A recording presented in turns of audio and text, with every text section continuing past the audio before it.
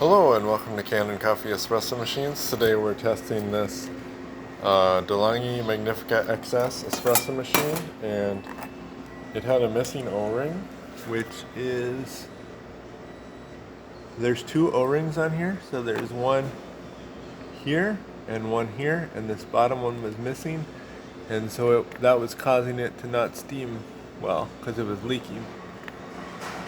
And we'll see if I can put this on with one hand.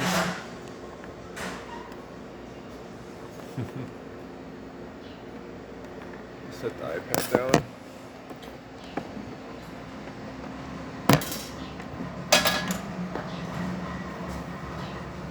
And yeah, so I'm just putting this guy on. And then let's do some steam.